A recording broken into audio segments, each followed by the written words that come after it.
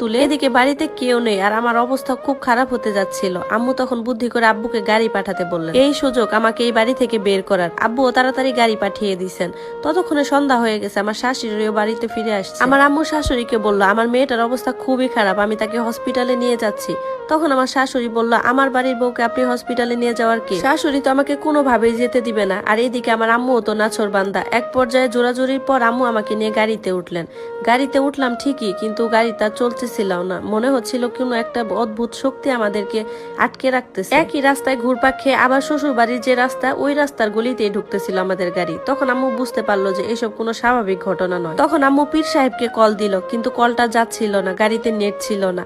এরপর আম্মু দোয়া কালাম পড়তে থাকে আর এদিকে ড্রাইভারও নিজের বুদ্ধি খাটিয়ে গাড়ি নিয়ে চলল। এবার আমরা সঠিক পথে যাচ্ছিলাম। এদিকে আমার অবস্থা আরো খারাপ হতে লাগলো। সেই চাকা চাকা রক্ত বের হচ্ছিল। পেটের ভেতর থেকে মনে হচ্ছে বাচ্চাটা ফেটে বের হয়ে আসবে। আল্লাহ আমাকে বাঁচাও, এই কথা বলে আমি বেহুশ হয়ে যাই।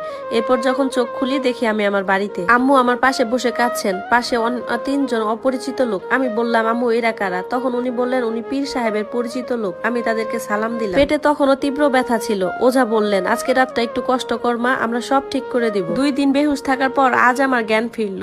রাতের বেলা পীর সাহেব 3 জন ওঝা মিললে বিশাল আয়োজন করলেন। কোরআন তেলাওয়াত করে তাদের পালিত জিনকে হাজির করলেন একজন ওঝার শরীরে। আমাকে নিয়ে বসানো হলো। বসতে পাচ্ছি না, আর বসতে দিচ্ছে না আমায়। আমার মনে হচ্ছে পেটের ভিতর থেকে আমার রক্তনালী দিয়ে হৃৎপিণ্ডটাকে কেউ টেনে বের করে নিয়ে আসবে। ওঝা একটা পানি পড়া আমার গায়ের উপর ছিটিয়ে দেন। এরপর একটু আরাম লাগলো।